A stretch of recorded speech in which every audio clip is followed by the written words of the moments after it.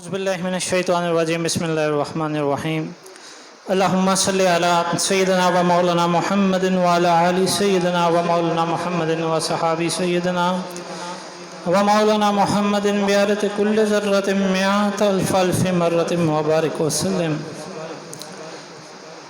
अल्लाह ताला का बेपाया शुक्र कि एक बार फिर उसने मुझे और आप सबको हज़ूर नबी मुकर्रम सल्लल्लाहु अलैहि वसल्लम की इस बाबरकत महफ़िल में और साहिब दरबार के सालाना उर्स में शरीक होने का इज़्न बख्शा। अल्लाह ताला हम तमाम का यहाँ पे आना और यहाँ से जाना बबरकत फरमाए। और एक बार फिर मैं लाहौर और लाहौर से बाहर के जितने भी सोहबती हज़रात जितने भी साथी तशरीफ़ लाए उनका तहे दिल से शुक्रगुज़ार हूँ। अल्लाह ताला आप तमाम की ज़िंदगियों में बरकत अता फ़रमाए और आप तमाम को नज़र बद से और हासलों के हसद से महफूज फरमाए।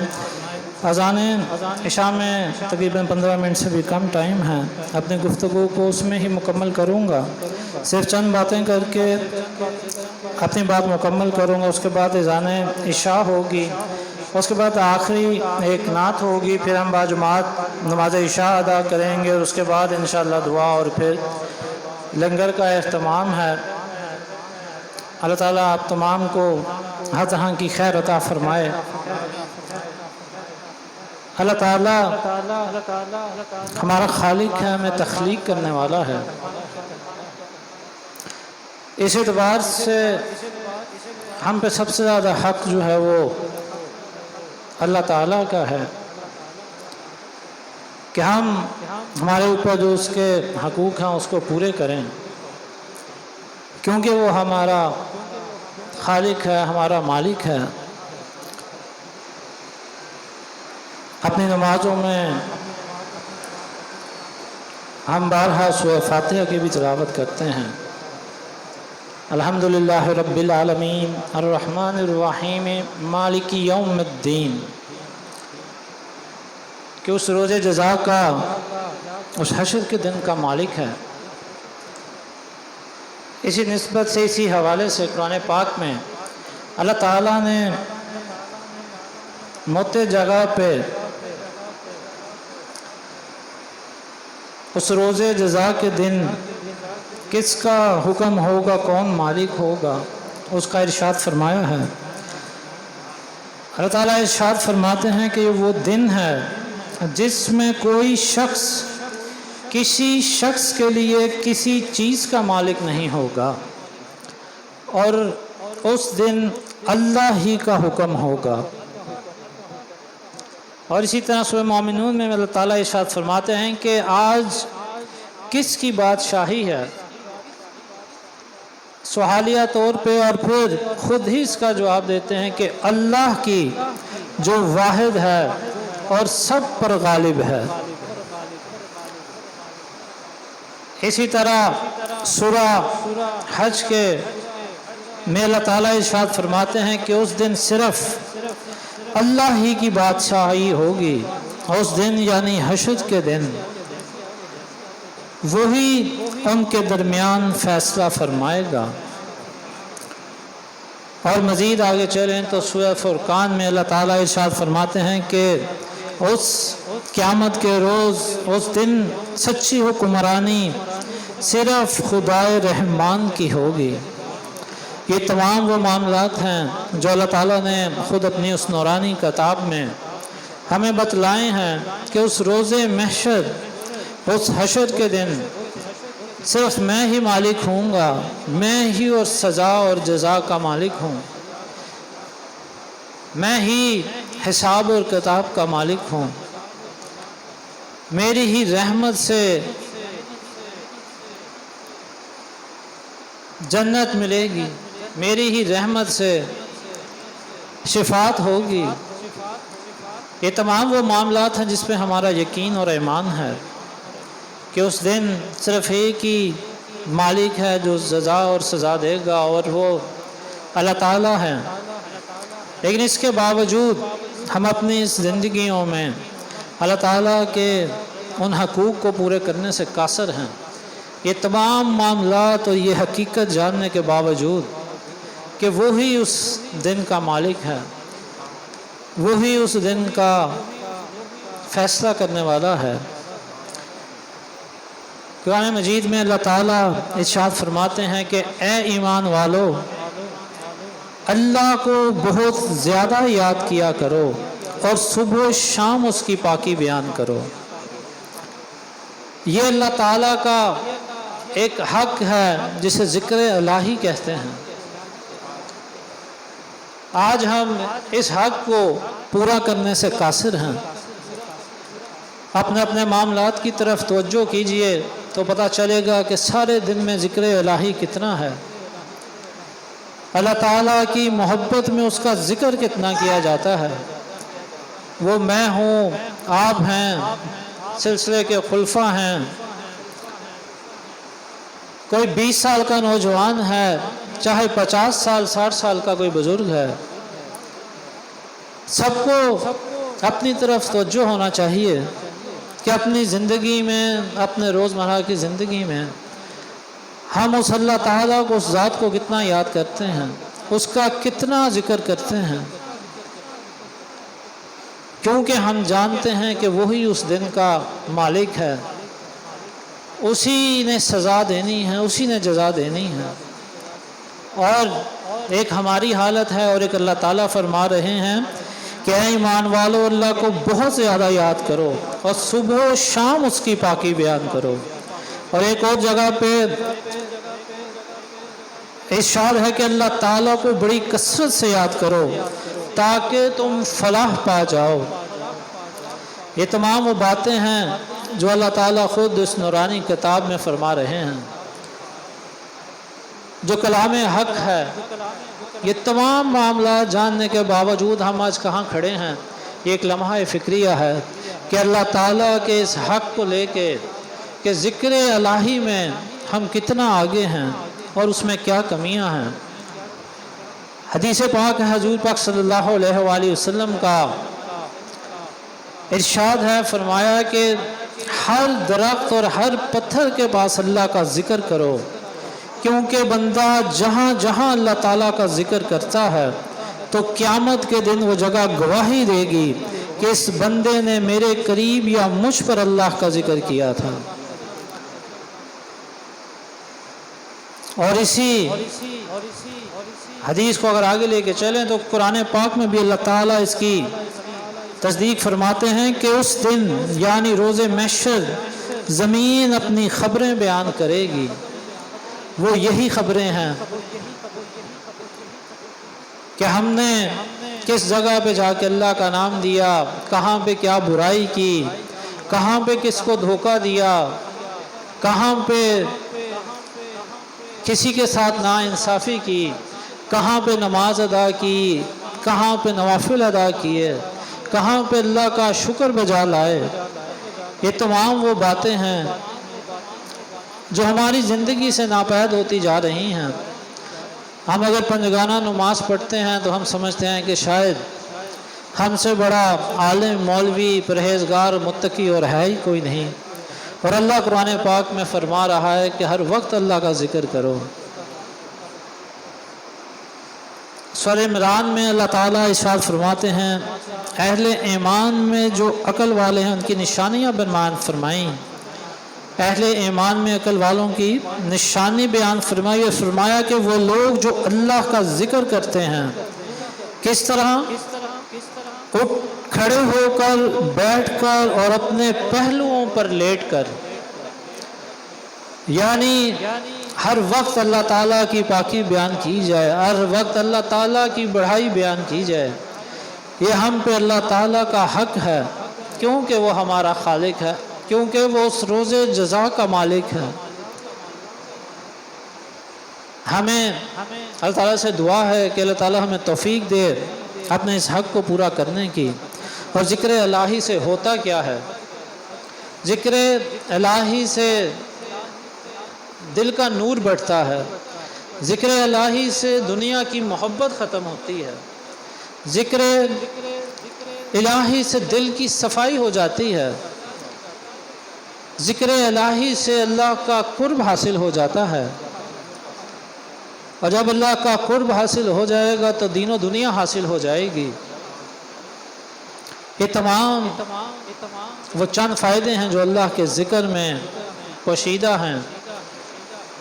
ضرورت اس چیز کی ہے کہ ہم اللہ تعالیٰ کے اس حق کو اپنائیں اور اس کو پورا کریں۔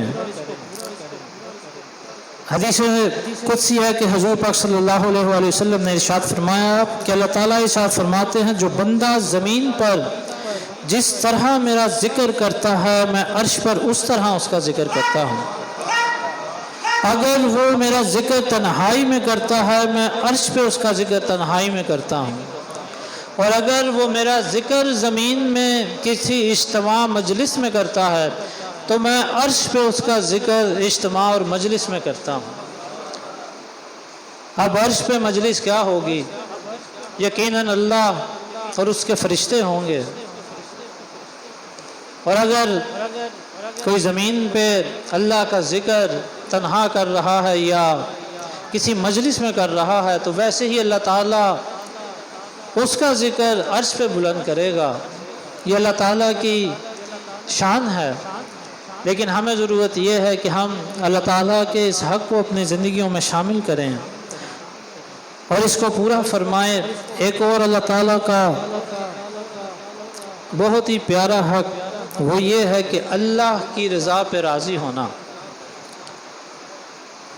اللہ کی رضا پہ راضی ہونا یہ بھی اللہ تعالیٰ کا ایک حق ہے۔ آج ہماری زندگیاں جس کشمکش کا شکار ہیں اس کی ایک بڑی وجہ یہ ہے کہ اللہ تعالیٰ پہ بھروسہ اٹھ گیا، اللہ تعالیٰ پہ وہ یقین کامل نہیں اس ذات پہ۔ رزق ہے تو پاکستان میں رزق نہیں مل رہا، کہیں باہر جا کے دیکھ لیتے ہیں کہ شاید وہاں پہ کوئی اور رب ہے جس نے رزق دینا ہے۔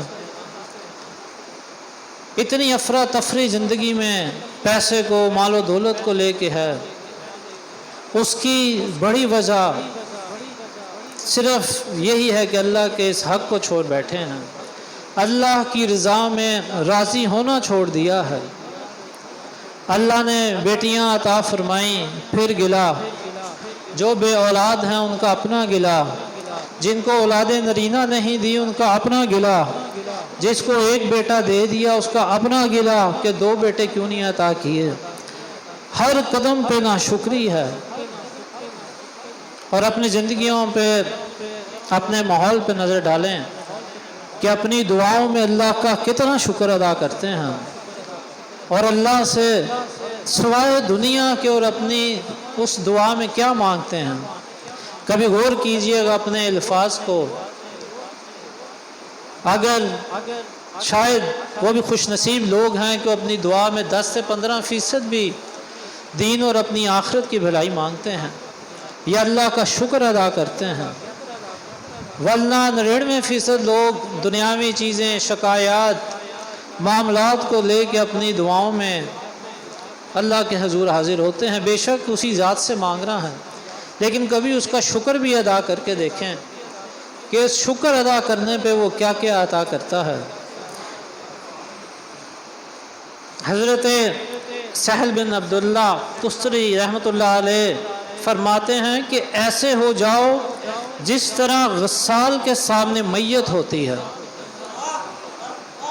ایسے ہو جاؤ اللہ کی رضا میں کہ جس طرح غسال کے سامنے میت ہوتی ہے، کہ جس طرف چاہتا ہے وہ کڑوٹ دلا کے غسل دے دیتا ہے اور میت چوں نہیں کر سکتی۔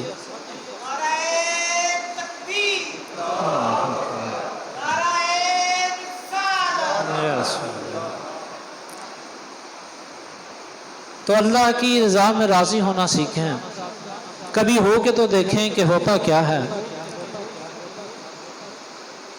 معاملات پھر وہی ہیں کہ ہماری زندگیاں کامیاب کب بھی ہوں گی کہ جب رب ہم سے پوچھے کہ کیا چاہتا ہے تو بندہ کہے مولا جو تو چاہتا ہے۔ تو پھر اللہ تعالیٰ کی یہ شان نہیں ہے کہ وہ کسی کو خالی ہاتھ لوٹائے، پھر جو مانگیں گے وہ بھی عطا کرے گا، لیکن ضرورت اس چیز کی ہے کہ اللہ تعالیٰ کی رضا میں راضی ہوں۔ اور ایک اور بہت اللہ تعالیٰ کا پیارا حق کہ اللہ تعالیٰ سے توبہ طلب کرتے رہیں، اللہ تعالیٰ سے اپنے گناہوں پہ، اپنی غلطیوں پہ ہر وقت توبہ اللہ سے مانگتے رہیں، کیونکہ یہ انبیاء اکرام کی سنت ہے، یہ صحابہ اکرام کی سنت ہے، یہ تابعین، تبع تابعین، اولیاء اکرام کی سنت ہے۔ کیا ان کو نہیں پتا تھا کہ اللہ تعالیٰ غفور الرحیم ہے؟ بے شک پتا تھا، ہم سے زیادہ متقی تھے، ہم سے زیادہ پرہیزگار ہیں، لیکن ان کی راتیں گزرتی تھیں تو اللہ سے معافی طلب کرتے ہوئے گزرتی تھیں، راتیں گزرتی تھیں تو اللہ کے آگے ساری رات رو کے گزرتی تھی کہ اللہ معاف فرما دے۔ اور آج ہماری اپنی حیثیت اور اوقات کیا ہے اور ہمارے حالات کیا ہیں، آپ سب اپنے اپنے معاملات بخوبی جانتے ہیں۔ اللہ تعالیٰ کے اس حق کو جانیے اور اس سے فائدہ اٹھائیے۔ اللہ تعالیٰ سورہ مزمل میں اللہ تعالیٰ ارشاد فرماتے ہیں کہ قل یا عبادی، اللہ تعالیٰ فرماتے ہیں کہ اے میرے بندے، قل یا عبادی، اے میرے بندو۔ اتنی محبت اور مٹھاس اللہ تعالیٰ کے اس لہجے میں کس کے لیے ہے؟ متقی کے لیے نہیں، پرہیزگار کے لیے نہیں، ان لوگوں کے لیے نہیں جو پنجگانہ نماز پڑھتے ہیں، جو ہر وقت اللہ کا ذکر ادا کرتے ہیں۔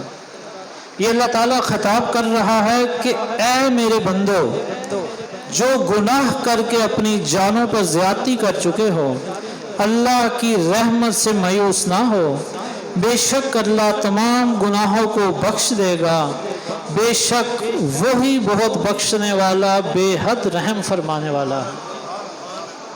یہ اللہ فرما رہا ہے کہ اے میرے بندو، اللہ تعالیٰ کے ان الفاظ پہ غور کیجئے اور ان الفاظ کی مٹھاس پہ غور کیجئے کہ اللہ تعالیٰ ان گناہ گاروں کو پکار رہا ہے، ہم گناہ گاروں کو پکار رہا ہے کہ اے میرے بندو، میرے سے معافی طلب تو کر کے دیکھو۔ لیکن ہم ہیں کہ ہمیں اپنی دنیا سے ہی فرصت نہیں ہے، ہمیں اپنے دنیا کی خرافات سے فرصت نہیں ہے کہ ہم اللہ کے حاضر جو 24 گھنٹے ہر وقت اس آس پہ ہے کہ میرا بندہ میرے سے معافی طلب کرے، توبہ طلب کرے۔ وقت کم ہے، صرف اسی بات پہ اپنی بات کو مکمل کروں گا، انشاءاللہ اس کے بعد اذان عشاء ہوگی، کہ اللہ تعالیٰ قرآن پاک میں فرماتے ہیں وَلَسَوْفَ يُؤْتِكَ رَبُّكَ فَتَرْضَىٰ۔ حضور پاک صلی اللہ علیہ وآلہ وسلم کو